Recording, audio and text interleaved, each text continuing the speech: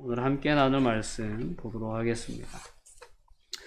성경 말씀 신명기의 말씀 보시겠습니다. 신명기 6장 1절에서 9절까지 말씀입니다. 우리 찾으셨으면 한 절씩 교독하여 봉독하겠습니다. 이는 곧 너희의 하나님 여호와께서 너희에게 가르치라고 명하신 명령과 규례와 법도라. 너희가 건너가서 차지할 땅에서 행할 것이니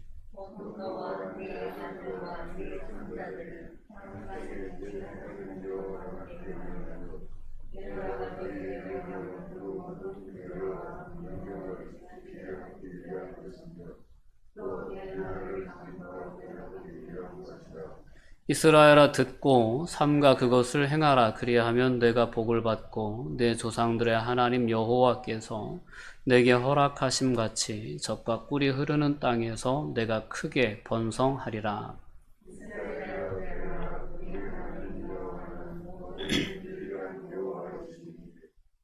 너는 마음을 다하고 뜻을 다하고 힘을 다하여 내 하나님 여호와를 사랑하라.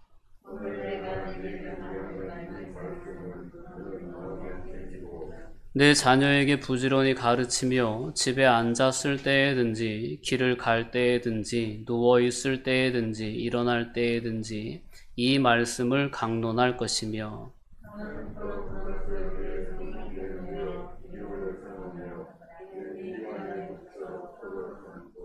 또 내 집 문설주와 바깥문에 기록할지니라. 아멘.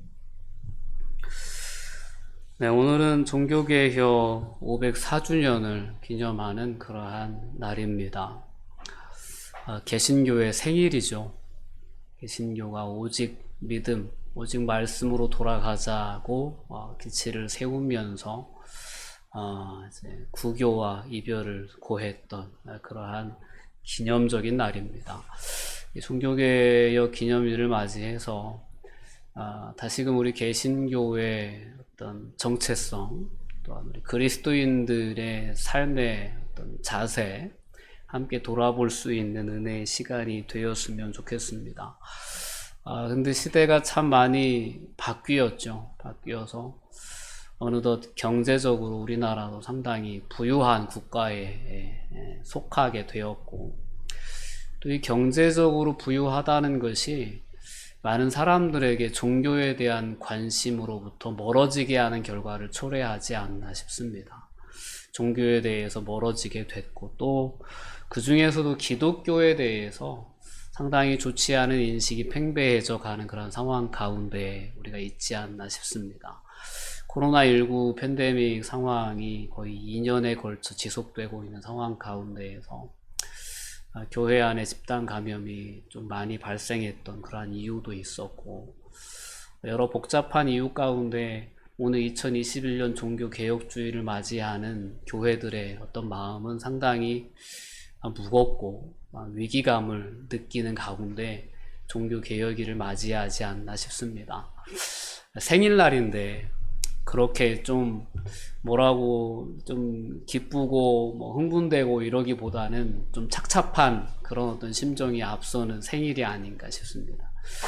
그래서 오늘은 그렇다면 우리가 어떻게 하면 교회가 세상으로부터 시들어진 관심, 때로는 관심이 멀어지는 것에 그치지 않고 때로는 조롱하고 비하하고 그러는 어떤 세상 가운데서 교회가 제 위치를 찾고 다시 한번 선한 영향력을 발휘하는 교회로 서갈 수 있을까라는 그런 고민을 함께 해볼 수 있는 시간이 되었으면 좋겠습니다. 그 고민을 하다 보니 오늘 본문의 말씀에 다시금 우리가 서야 되지 않을까라는 생각이 듭니다. 여러분, 하나님을 사랑하는 삶, 그 삶을 우리 기독교인들이 회복해야 할 가장 기본의 모습이다 라고 저는 여러분들에게 말씀드리고 싶습니다. 교회가 교회로서의 힘과 영향력, 그 정체성을 상실하는데 가장 근본적인 원인이 있다면 하나님만을 사랑하지 못한 데에서 찾을 수 있다라고 저는 생각합니다. 교회가 세상의 가치에 기대어 서려고 했고, 교회가 부를 축적하려고 했고, 교회가 외적인 모양으로 어떻게 보면 영향력을 행사하려고 했던 그러한 역사를 거듭해 왔기 때문에 어느덧 그러한 세상의 가치로는 세상과 경쟁할 수 없지 않습니까? 교회가. 그렇잖아요. 그래서 교회는 교회만의 가치를 가지고 세상의 가치에 맞서서 경쟁할 수 있어야 되고, 그 교회만의 가치를 가지고 세상의 소망이 되고 빛이 돼야 되는데, 우리 교회가 그 교회만의 가치에 자리 잡지 못한 채 세상의 가치에 기웃거리다 보니까 어느덧 영향력도 행사하지 못하고 조롱의 어떤 대상이 된 모습이지 않나 생각을 해보게 됩니다. 교회만의 모습은 과연 어디서부터 찾을 수 있을까라는 걸 생각해 볼 때, 교회는 하나님 중심이다라는 것이죠. 오늘 본문의 말씀을 통해서 하나님 중심 신앙을 다시금 우리가 회복할 수 있는 은혜가 있었으면 좋겠습니다. 오늘 본문 신명기의 말씀은 모세가 이제 가나안 땅을 목전에 두고 요단강을 건너기만 하면 이제 가나안 땅으로 진입하는 거죠. 가나안 요단강 이편에서 모압 평지에서 마지막으로 이제 이스라엘 백성들 앞에서 고별 설교의 형식을 가지고 하나님의 율법과 계명을 다시금 새롭게 해석해 준 성경이 신명기죠. 오늘 신명기의 말씀을 이스라엘 백성들에게 주면서 모세가 한 얘기는 뭐냐면, 요지가 그런 거예요. 너희가 저 땅에 들어가서 저 땅을 차지하게 될 건데 어떻게 하면 너희가 저 땅에서 잘 살 수 있을 것이냐라는 것입니다. 어떻게 하면 저 땅에 들어가서, 이 약속의 땅에 들어가서 너희가 하나님의 약속하신 복을 누리며 오래 살 수 있을 것이냐. 그 오직 그 유일한 비결이 있다면 하나님을 사랑하는 것이다 라는 것이죠. 오늘 우리의 무너진 교회의 위상이나 그리스도인의 선한 영향력을 회복할 수 있는 길도 저는 여기에 있다라고 생각합니다. 그렇게 믿습니다. 오늘 우리가 하나님을 사랑하는 삶, 정말 하나님 외에 우리가 추구하고 소중하게 여기고 목적에 두었던 모든 것을 다 내려놓고 오직 여호와 하나님만을 우리의 마음을 다하고 뜻을 다하고 힘을 다하여 사랑하는 삶을 회복해낼 수 있다면 교회는 다시 세상에 소망이 될 수 있다, 빛이 될 수 있고 소금이 될 수 있다라는 그 분명한 메시지를 오늘 말씀을 통해서 함께 나누고 싶은 것입니다. 여러분, 다시 여러분들 안에 뜨거운 하나님을 향한 사랑의 마음이 회복될 수 있기를 원합니다. 그런 은혜가 있었으면 좋겠습니다. 오늘 이제 본문 6장으로 넘어오기 전에 32절과 33절의 말씀 속에서 모세가 분명하게 이야기한 것이 그것입니다. 너희 하나님 여호와께서 너희에게 명령하신 모든 도를 행하라. 그리하면 너희가 살 것이다 라는 겁니다. 그리하면 너희가 살 것이다. 오늘 교회를 향해 주시는 메시지도 이와 다르지 않다라고 저는 믿습니다. 너희가 하나님을 사랑하고 하나님의 뜻에 순종하는 삶을 살아라. 그러면 너희가 살 것이다. 교회가 다시 살아나게 될 것이다 라는 메시지로 받아들일 수 있었으면 좋겠습니다. 사는 것뿐만 아니라 복이 너희에게 있을 것이고 너희가 차지한 땅에서 너희의 날이 길 것이다 라고 약속해 주시는 것입니다. 오늘 우리가 본문의 말씀 속에서 다시금 이와 같은 약속의 말씀을 붙잡을 수 있길 바라고, 또한 우리의 삶을 겸하여 돌아볼 수 있었으면 좋겠습니다. 꿀벌은 꽃을 찾아가죠. 파리는 썩는 것을 찾아갑니다. 근데 그 열매가 다를 수밖에 없죠. 파리가 앉은 곳에서는 아주 혐오스러운 벌레들이 득실득실 거리게 되고, 꿀벌이 그 앉은 곳에는 아름다운 열매가 맺혀지게 됩니다. 우리가 살아가야, 우리가 추구해야 되고 우리가 찾아가야 할 곳은 하나님입니다. 하나님의 백성들이, 하나님의 자녀들이 세상의 부패한 문화에, 세상의 부패한 가치에 기웃거린다면 그런 아름다운 열매를 맺어낼 수 없습니다. 그러니 세상과 전혀 다르지 않는 삶을 살면서 세상에 어떤 영향력을 끼칠 수 있을까라는 걸 생각해 보면, 어떻게 보면 오늘날 우리의 현실은 당연한 어떤 결과이지 않았을까라는 생각을 해보게 됩니다. 오늘 말씀을 통해 우리가 마땅히 추구해야 할 그러한 가치는 하나님 사랑에 있다는 걸 다시 한번 우리가 되새길 수 있기를 바랍니다. 세상 사람들이 추구하는 명예나 권력이나 물질이나 이러한 가치가 많은 사람들의 제1순위의 가치에 있는 그러한 모습들이지만 우리가 정말 사랑하고 우리가 구해야 할 것, 우리가 힘을 다하여 뜻을 다하여 구해야 할 것은 오직 하나님을 사랑하는 가치에 있다는 것을 여러분들이 분명히 오늘 말씀을 통해서 기억하고 그러한 돌아섬이 여러분들 안에 있었으면 좋겠습니다. 우린 다 하나님을 믿는다는 고백을 가지고 있습니다. 하나님을 사랑한다고도 이야기합니다. 하나님을 경외한다고도 표현을 합니다. 근데 이 경외함, 이 사랑, 이 믿음이 어떻게 드러날 수 있을까? 어떻게 현실 속에서 증거될 수 있을까라는 부분을 생각해 볼 수 있기를 바랍니다. 하나님은 여러분들 눈에 보이지 않습니다. 만져지는 분도 아닙니다. 느껴지는 분도 아니에요. 뭐 이렇게 옆에서 피부로 느낄 수 있는 분도 아니에요. 그래서 하나님을 향한 우리의 믿음과 경외, 우리의 사랑은 어떻게 그럼 드러나야 되냐라는 부분에 있어서 오늘 본문은 분명하게 우리의 깨달음을 줍니다. 그건 뭐냐면 말씀이에요. 말씀을 가까이 하는 거예요. 하나님을 사랑하는 사람은 하나님의 말씀을 가까이 하고 하나님의 말씀에 순종하는 모습으로 자신의 믿음을 드러내고 자신의 하나님을 향한 경외를 드러내고 하나님을 향한 사랑을 증거하게 돼 있습니다. 다른 방식으로 나타나지 않습니다. 하나님의 뜻에 순종하는 그 삶의 모습으로 하나님을 향한 사랑도 하나님을 향한 믿음도 하나님을 향한 경외도 드러나게 돼 있다라는 것입니다. 여러분 무엇으로 증거할 수 있겠어요? 내가 하나님 사랑한다는 것 우리 입술의 고백 말고 무엇으로 증거할 수 있겠습니까? 하나님의 뜻에 순종하는 삶으로 증거되어지는 것입니다.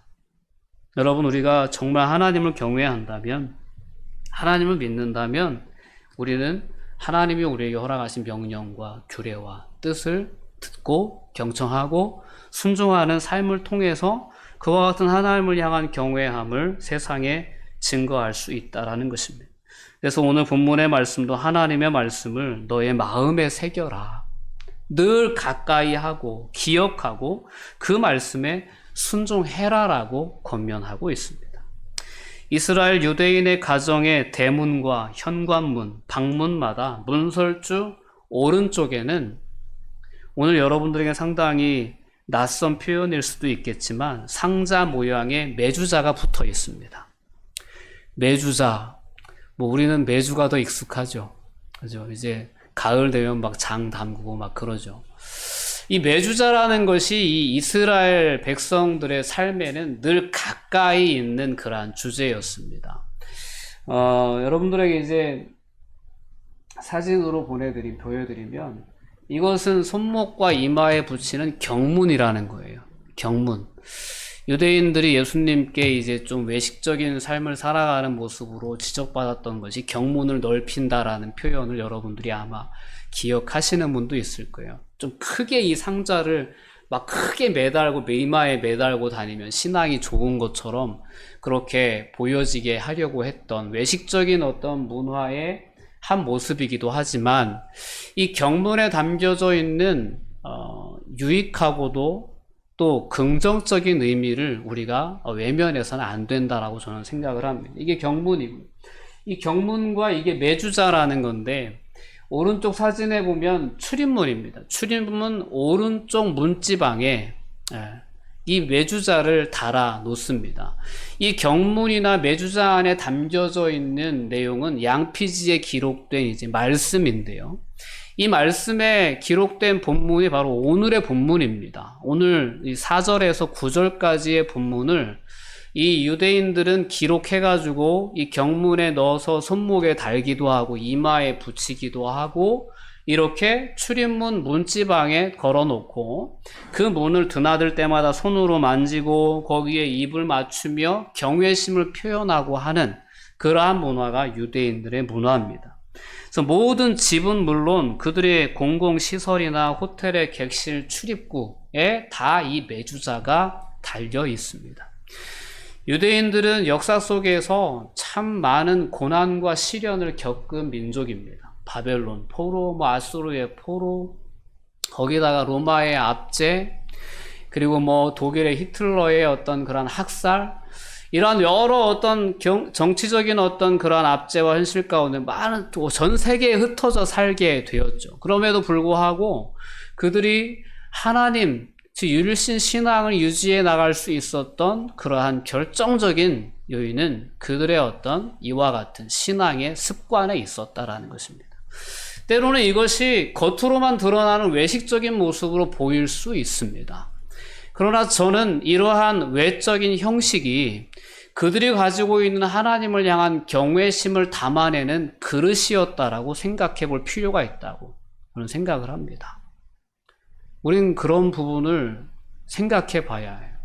우리가 오늘 이렇게 함께 드리고 있는 예배라는 형식도 우리의 신앙을 담아내는 하나의 틀이지 않습니까? 그러니까 하나님을 경외하는 자가 이 예배에 나오지 않습니까? 기도 시간을 정해놓거나 말씀 읽는 시간을 정해놓고 그 시간을 구별해서 말씀을 읽거나 기도하는 삶을 살아가는 우리의 삶의 형식들도, 그러한 습관들도 거룩한 내용을 담아내는 형식이 된다라는 거죠. 그러니까 여러분들이 어떤 기도의 자리에 나아가고 기도의 시간을 정해놓고 말씀을 읽는 시간을 정해놓는 그 모든 것들은, 그러한 모든 형식들은 우리가 하나님을 경외하는 것, 우리가 하나님을 사랑하는 것, 하나님을 믿는 우리의 믿음을 드러내는, 담아내는 그러한 거룩한 통로가 될 수 있다라는 것을 생각해 볼 필요가 있다는 거죠. 유대인들의 이러한 매주자를 자신의 어떤 출입문에 담아놓고 손으로 만지고 지날 때마다 입을 맞추고 경외심을 표현하며 그 말씀을 다시금 마음에 되새기는 그러한 삶을 살아간다라는 거죠. 오늘 이와 같은 삶을 살아가는 유대인들의 삶이 오늘 그리스도인들의 삶에 도전이 될 수 있었으면 좋겠습니다. 여러분들의 하나님을 사랑하는 여러분들의 그 하나님을 향한 사랑이, 믿음이 다름 아닌 말씀에 순종하는 삶으로만 유일하게 증거될 수 있다는 것을 기억하고, 여러분들의 말씀을 이처럼 가까이 알 수 있는 은혜가 있었으면 좋겠습니다. 오늘 그 매주자 안에, 그 경문 안에 담겨져 있었던 말씀의 내용을 함께 살펴볼 수 있기를 바랍니다. 오늘 본문 4절 이하의 말씀을 보면, 이스라엘아 들으라, 우리 하나님 여호와는 오직 유일한 여호와시다 라는 것이 그들의 삶의 고백이었습니다. 우리가 품어야 할 고백과 전혀 다른 고백이 아닙니다. 오늘 우리가 믿는 하나님, 유일하신 하나님이십니다. 하나님은 세상의 여러 다양한 종교의 신들과 본질적으로 다른 분이십니다. 세상의 신들은 인간의 필요에 의해서 만들어진, 그러한 인간의 노력에 의해 섬겨지는 그러한 신들이라면, 우리 하나님은 유일하신 하나님이십니다. 유일하게 천지 만물을 창조하신 하나님이십니다. 유일하게 자신의 형상을 따라 인간을 만드신 분이 바로 우리 하나님이십니다.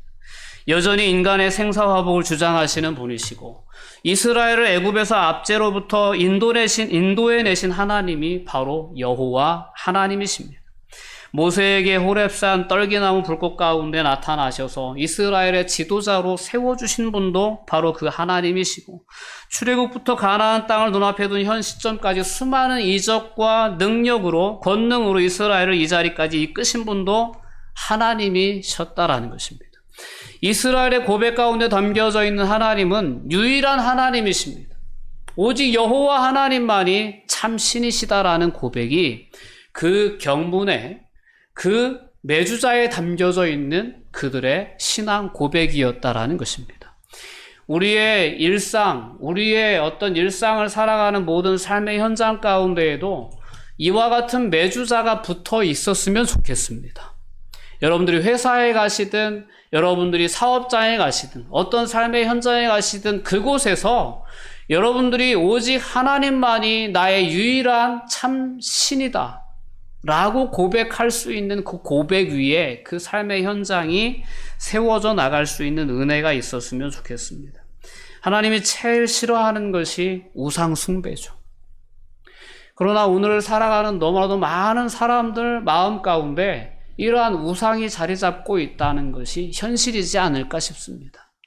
물질 중심주의적인 세상을 살아가면서 우린 너무나도 자주 물질에 현혹되어서 우리의 뜻이 흐려질 때가 있고 우리의 마음이 흔들릴 때가 있고 우리의 힘이 분산될 때가 있습니다. 그러나 오늘 본문 말씀은 분명하게 우리의 권면해 줍니다.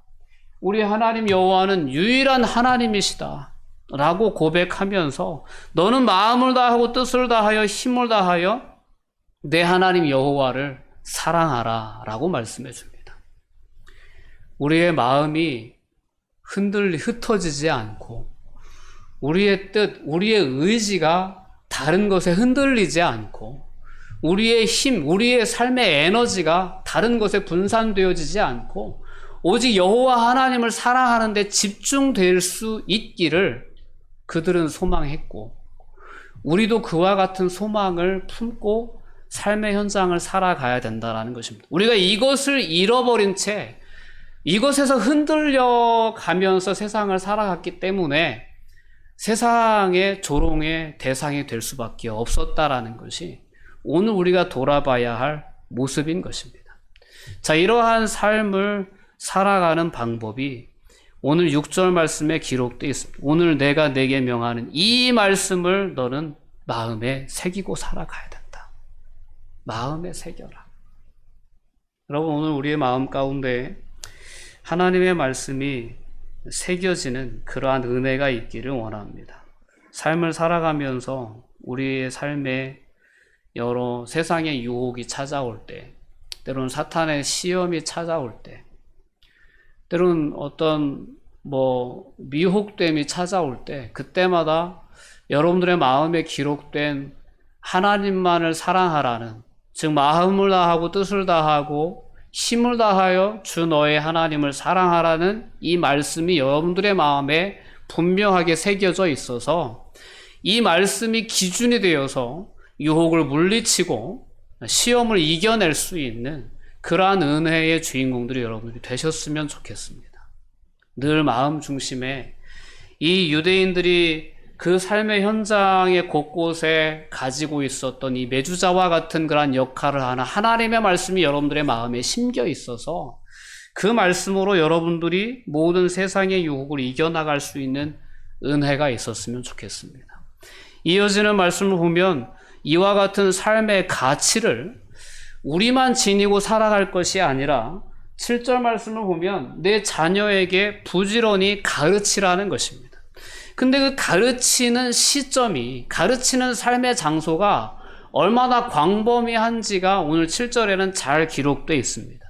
집에 앉았을 때든지, 길을 갈 때든지, 누워있을 때든지, 일어날 때든지 이 말씀을 강론하며 가르치라는 거예요. 우리는 하나님의 말씀을 이처럼 가까이 해봤나? 라고 돌아볼 수 있어야 합니다. 얼마나 하나님의 말씀을 내 입에 자주 담고 또한 얼마나 하나님의 말씀을 가족들과 함께 나누고 가족들과 함께 가르치려고 하고 강론하려고 하는 그러한 삶을 살아왔는가를 돌아볼 필요가 있습니다. 오늘 모세가 이스라엘 백성들에게 살 길을 제시합니다. 축복의 길을 제시합니다. 약속의 땅, 그 젖과 꿀이 흐르는 땅에서 그들이 오래 살 수 있는 비결을 제시합니다. 그 비결은 다른 데 있지 않고 하나님의 말씀에 맞춰져 있었다라는 것을 분명히 주목하여 볼 수 있기를 원합니다. 하나님을 사랑하라는 거예요. 근데 그 하나님을 사랑하는 건 어떻게 드러낼 수 있는 게 아니에요. 그 하나님을 사랑하는 거는 하나님의 말씀을 마음에 새기고 그 말씀의 가치관으로 삶을 살아가고 내가 그렇게 살 뿐만 아니라 나의 그러한 가치관을 자녀에게 그대로 물려주는 삶을 살아가는 것이 하나님을 경외하는 삶이죠. 그것이 우리가 살 길이고 그것이 우리가 축복을 받는 길이다라는 것입니다. 여러분, 오늘 말씀을 우리가 우리의 마음에 다시금 담을 수 있었으면 좋겠습니다. 어느덧 하나님보다 더 사랑하는 세상의 가치가 우리의 마음을 가득 채운 채 세상의 삶을 살아가고 있는 그런 삶의 모습으로 우리 그리스도인들이 이 땅에 거하지 않나. 그래서 그리스도인들의 정체성을 분명히 고백하면서도 삶의 모습 가운데에서는 이러한 어떤 하나님을 향한 사랑이 증거되지 않고 하나님을 향한 경외가 증거되지 않는 그런 무늬만 그리스도인 그러한 모습으로 세상에 우리가 존재하고 있지 않나. 진정한 종교개혁, 아니 개신교의 개혁, 기독교의 개혁의 모습은 다시 우리가 처음으로 돌아가는 데 있다라고 저는 말씀드리고 싶습니다. 하나님 사랑으로 돌아서지 않으면 우리는 선한 영향력을 가진, 즉 빛과 소금으로서의 그리스도인의 사명을 감당할 수 없을 수밖에 없다라는 거죠. 자, 이와 같은 유대인들의 어떤 그러한 삶의 모습들, 그리고 오늘 모세의 권면들은 출애굽기에 나타난 하나님의 명령에 근거하고 있습니다. 출애굽기 12장은 유월절의 역사를 다루고 있는 장입니다. 유월절은 어디서부터 기인되었는지 여러분들이 아마 잘 아실 줄 믿습니다. 유월절은 애굽에 내려진 10가지의 재앙 중에 마지막 재앙과 밀접하게 관련이 있는 그러한 유대인들의 절기입니다. 마지막 재앙은 애굽의 장자가 다 죽임을 당하는 재앙이었습니다. 동물에서부터 사람에 이르기까지 모든 첫째는 다 죽임을 당하는 재앙이 애굽에 임할 때 이스라엘의 가정 안에서는 그와 같은 재앙이 피해갔습니다. 근데 피해갈 수 있었던 그 방법은 하나님께 제시해 주신 그 방법에 순종했기 때문이었습니다. 하나님께서 이스라엘 백성의 장로들을 다 불러서 그들에게 명령하신 내용이 출애굽기 12장 21절 이하에는 기록되어 있습니다. 우리 함께 읽어볼게요.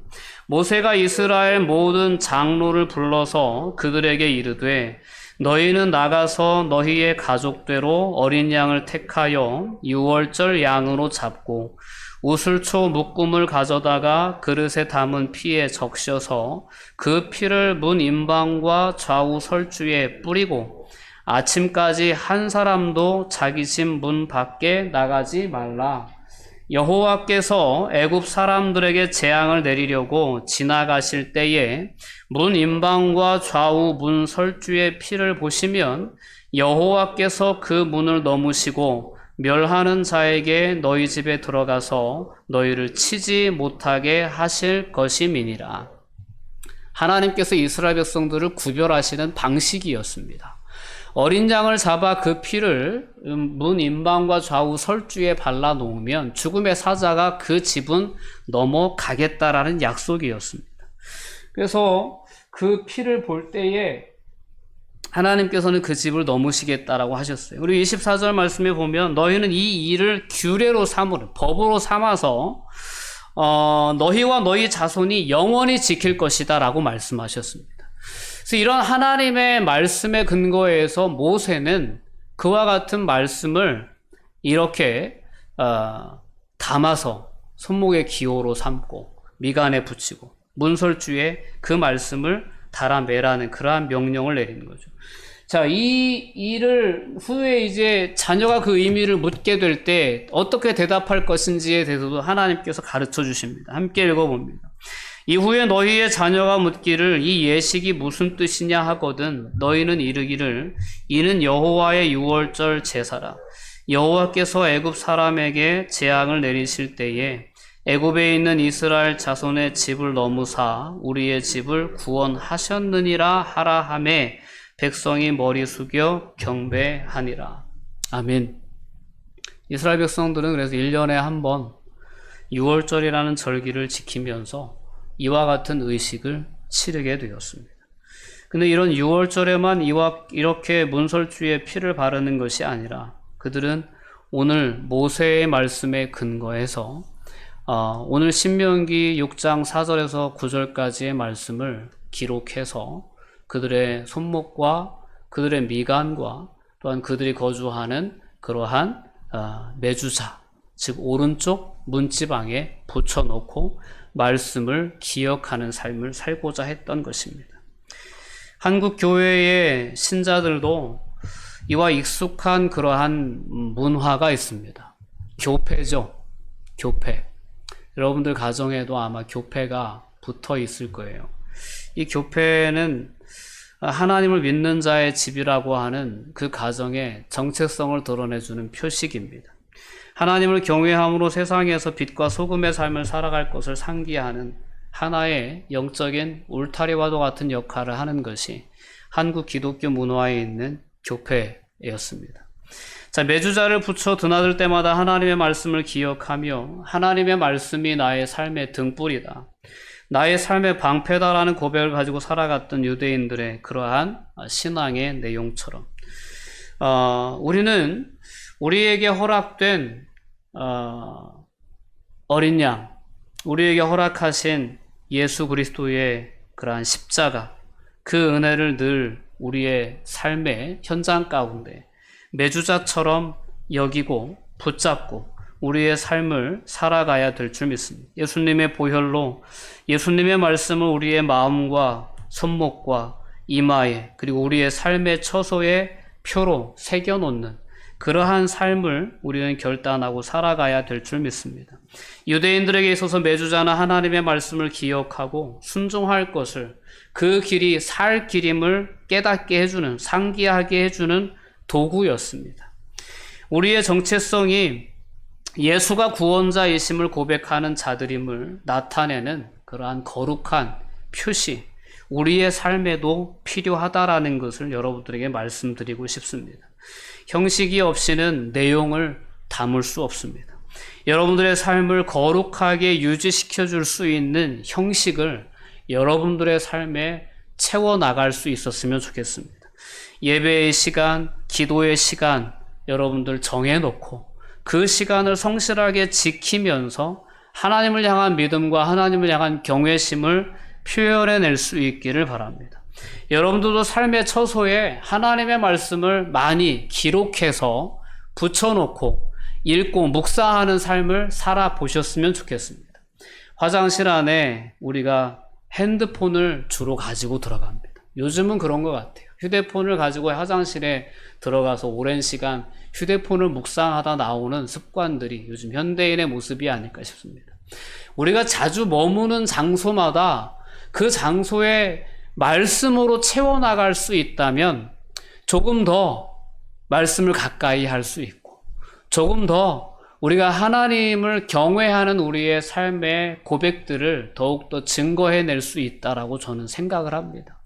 여러분들의 삶의 현장에 조금 더 많은 말씀들이 기록될 수 있기를 바랍니다. 자주 드나드는 문 입구에, 현관문 앞에 내가 하나님의 자녀라는 것을 의식할 수 있는, 인식할 수 있는 형식들을 붙여놓으시고 여러분들이 내가 하나님의 자녀임을, 하나님의 자녀가 살 길은 오직 하나님의 말씀에 순종하는 것임을 여러분들이 늘 다잡고 다짐하며 그러한 삶을 살아낼 수 있는 그러한 은혜의 주인공들로 다 서가실 수 있는 그런 은혜가 있기를 원합니다. 기도하시겠습니다. 사랑과 은혜가 충만하신 아버지 하나님, 감사와 영광을 돌려드립니다. 오늘 우리에게 허락하신 말씀을 통해서 다시금 우리에게 살 길이 있음을 깨닫게 하시니 진심으로 감사드립니다.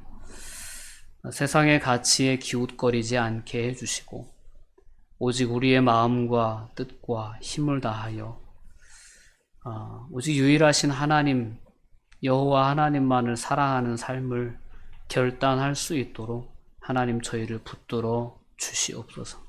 하나님을 사랑하는 삶의 분명한 증거는 하나님의 말씀에 대한 순종에 있음을 믿습니다.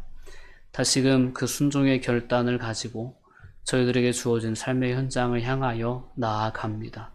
온전한 순종을 통하여 이 땅의 빛과 소금으로서의 역할을 온전히 감당할 수 있는 그러한 축복의 통로들로 다시금 저희들이 설 수 있도록 붙잡아 주시옵소서. 감사드리며 예수님의 이름으로 기도하옵나이다. 아멘.